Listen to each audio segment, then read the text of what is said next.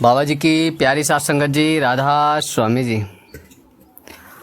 आज की साखी बहुत महत्वपूर्ण है। आशा करते हैं ये साखी से सुनकर आप लोगों के ऊपर जो प्रभाव पड़ेगा, अध्यात्म का बहुत तगड़ा प्रभाव पड़ने वाला इस साखी को सुनने के बाद। और तो हम ये सभी लोग चाहते हैं कि आप लोग इस साखी को ज़्यादा से ज़्यादा सुने और ज़्यादा से ज़्यादा लाभ उठाएं। चलते हैं साखी की ओर।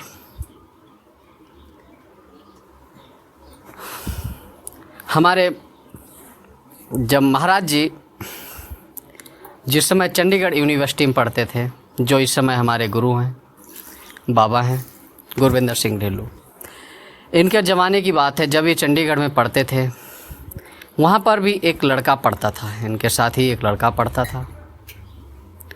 वो बाबा जी महाराज जी जिस समय एक बार इनकी फ़ीस जमा करने के लिए वहाँ पहुँच गए, कॉलेज पहुँचे, यूनिवर्सिटी में फ़ीस जमा करनी थी इनको। तो गए, देखा कि बाहर स्कूल के पेड़ के साइड में एक लड़का खड़ा रो रहा है और पंजाबी में बापू बापू कह के रोई जा रहा है। काफ़ी समय रोता रहा, कोई उसको सपोर्ट करने वाला नहीं मिला। तो हमारे बाबा जी से अब महाराज जी ने पूछा कि ये बच्चा क्यों रो रहा है, आखिर इसको क्या दिक्कत है। कहने लगे प्रिंसिपल ने इसको निकाल दिया है कि जब तक आपकी फ़ीस नहीं जमा होगी हम आपको प्रवेश अंदर स्कूल में क्लास में बैठने नहीं देंगे। और इसके माँ बाप के पास अब इतना पैसा नहीं है जो ये उसकी पढ़ाई पूरी करवा सके। कहने ठीक है, जाओ एक काम करो, इस बच्चे को यहाँ बुला के लाओ। गए, हमारे बाबा जी गए, उनको बुला के लाए। बोले, पूछा कि आपको क्या दिक्कत है। कहने लगे बाबा जी हमारी फ़ीस जमा नहीं है, तो हमारे प्रिंसिपल मुझे अंदर बैठने से मना कर रहे हैं, पढ़ाने से मना कर रहे हैं, पढ़ने नहीं दे रहे हैं। और जायज़ सी बात है, ये हर इस कॉलेज में होता है, हर स्कूल में होता है कि अगर फ़ीस नहीं जमा है बच्चे की तो उसको अंदर बैठने नहीं देते हैं। और खैर सारे स्कूल ऐसे नहीं होते, लेकिन कुछ स्कूल ज़्यादातर ऐसे ही पाए जाते हैं। तो वहाँ पर जब उस लड़के से बात हुई तो बोले कितनी फ़ीस है। बोले अभी इतनी फ़ीस हो गई, लगभग 6 महीने की हो गई है और जमा नहीं हो पाई। बोले और कितने दिन पढ़ना है। बोले अभी 3 से 4 साल लगभग और लगेंगे ये हमारी पढ़ाई कंप्लीट होने में, लेकिन मुझे नहीं लगता कि मेरी पढ़ाई अब पूरी हो पाएगी। किसी कारणवश पढ़ाई पूरी नहीं हो पाएगी। पढ़ाई क्या, मेन चक्कर है पैसा नहीं है, और जिससे हम अपनी पढ़ाई पूरी कर सकें। कहने लगे ठीक है, कोई बात नहीं, आप वहीं रुकिए। बच्चे को बोल दिया आप यहीं रुकिए। और हम महाराज जी और बाबा जी दोनों लोग अंदर चले गए। अंदर जाने के बाद उसका नाम पूछ ही लिया था। अंदर जाके इनकी भी फ़ीस जमा की और साथ ही साथ उस बच्चे की 4 साल की फ़ीस को तुरंत ही पे कर दिया। बोले ये लो, इस बच्चे की फ़ीस है, आज के बाद ये बच्चा निकाला नहीं जा सकता है, इसको इज्जत से पढ़ाया जा सकता है, मेहनत करके पढ़ाएंगे आप। तो धीरे धीरे यही सिलसिला चलता रहा। जब पढ़ाई ख़त्म हो गई उसकी, और जब यूनिवर्सिटी में टॉपर आया वो बच्चा,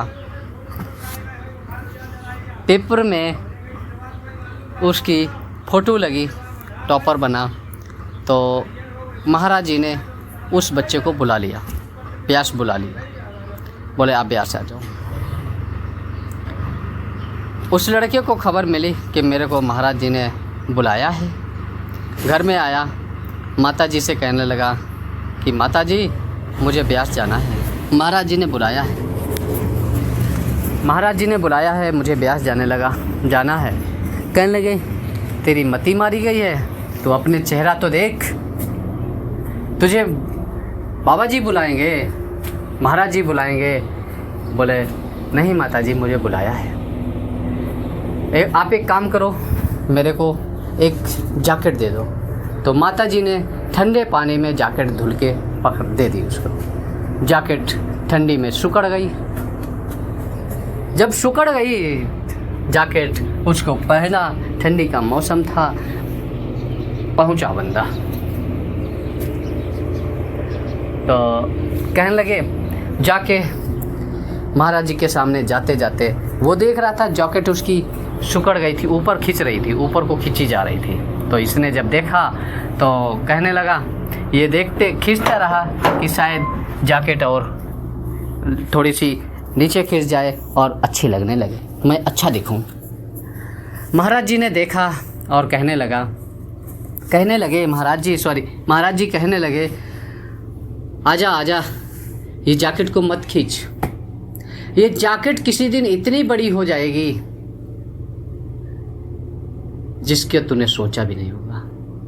ये बात उसको समझ में नहीं आई। खैर वो बाबा जी से मिला, महाराज जी से मिला। मिलने के बाद जब वो बंदा हाल चाल लेता है बाबा जी का, महाराज जी ने उसका हाल चाल लिया। बोले, बेटा आप ठीक हो? बोले, आपकी दया है, अभी तक ठीक हूँ, आगे भी आपकी दया रहेगी।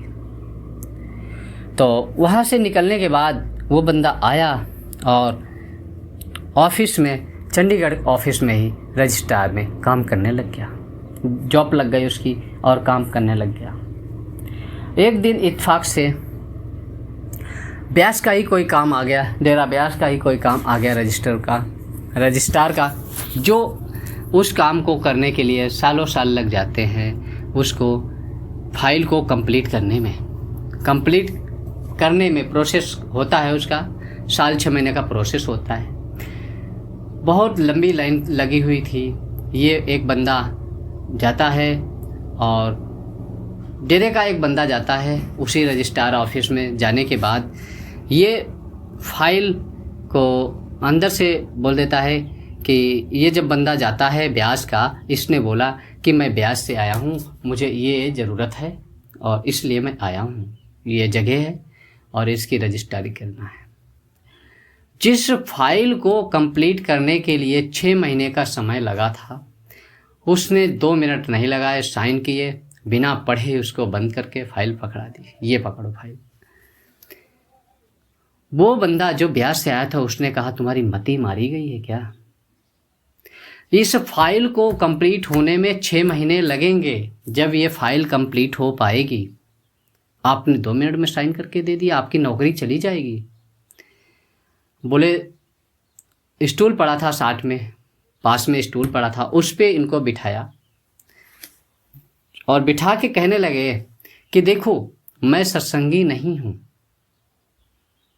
ना सत्संगी मेरे परिवार से कोई है, लेकिन आज जो कुर्सी मिली है ये हमें उस महाराज बाबा की देन है, महाराज जी की देन है। जो इस कुर्सी पर मैं बैठा हूँ और चली जाए तो मुझे कोई एतराज़ नहीं होगी। उन्होंने ही दी है और वही अगर ले लेंगे तो मुझे कोई इतराज़ नहीं। उनके काम में अगर मैं आ गया, साइन करने से उसका जो डेरे का काम चल गया, इससे बड़ा मेरे लिए कुछ नहीं है। नौकरी चली जाए कोई फ़र्क नहीं, मैं जैसा था अगर वैसा ही हो गया तब भी मेरे लिए कोई फ़र्क नहीं पड़ता।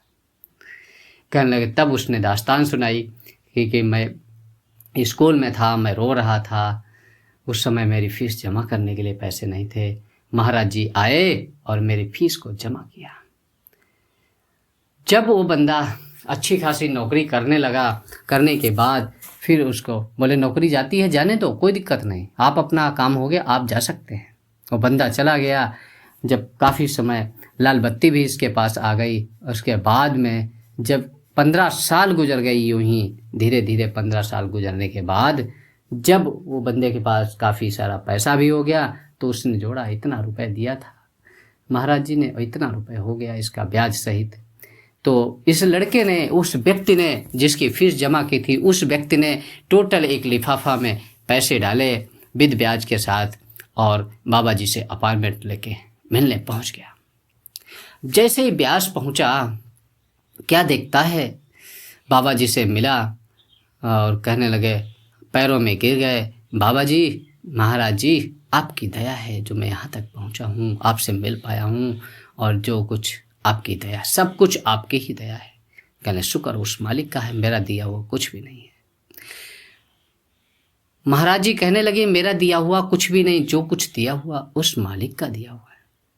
इसी तरीके से आगे और बढ़े। कहने लगे, बाबा जी, आपने इतने रुपए मेरे को दी, वहाँ फीस मेरी जमा थी, आज 15 साल हो गए, लगभग इतना रुपए बना होगा, तो हम ये चाहते हैं आप ये पैसा ले लो, रख लीजिए, जाके आप थोड़ा सा मुझे सपोर्ट मिल सके, कर्जा उतर सके। बाबा जी ने बड़े प्यार से उसके गाल पर एक धीरे से चपेट मारी। कहने लगे, अब लड़कों को बाप से हिसाब करना भी आ गया। कहने लगे, अब लड़कों को, बेटों को बाप से हिसाब करने का भी समझ आ गई, हिसाब करने भी लग गए। और प्यार से कहा, जा, तेरे से कोई पैसा नहीं है, मैंने अपने बेटे के लिए लगा दिया, अब हिसाब कैसा। बाप कभी हिसाब नहीं लेता है। ये कहकर उनको वहाँ से रवाना कर दिया। कहानी का सार यही है कि प्यार से उस मालिक को उस बंदे ने याद किया। प्यार देखो, उस हमारे महाराज जी का प्यार देखो, किस तरीके से इस एक अनजान लड़के की सपोर्ट की, और वो व्यक्ति कहाँ से कहाँ पहुँच गया। बस उस व्यक्ति का भी प्यार देखो, उस महाराज जी के प्रति, उन महाराज जी के प्रति जो एक झटके में ही साइन कर दिए, जिसके लिए लोग 6-6, 7-7 साल, 6-6 महीने, 1-1 साल इंतज़ार करते हैं उस फाइल को कंप्लीट कराने के लिए। और इसने तुरंत ही कह दिया कि जाओ, आप अपना काम शुरू करो, वेल्डिंग बनाने का काम शुरू करो, और मैंने फाइल पास कर दी। सार बस इतना ही है, उस मालिक को प्यार दिल से याद करो। आशा करते इस साखी से क्या क्या सीख मिली है, कमेंट में आप मुझे ज़रूर बताइएगा। मिलते हैं एक और नई साखी के साथ, तब तक के लिए आप सभी को प्यार भरी राधा स्वामी जी, राधा स्वामी।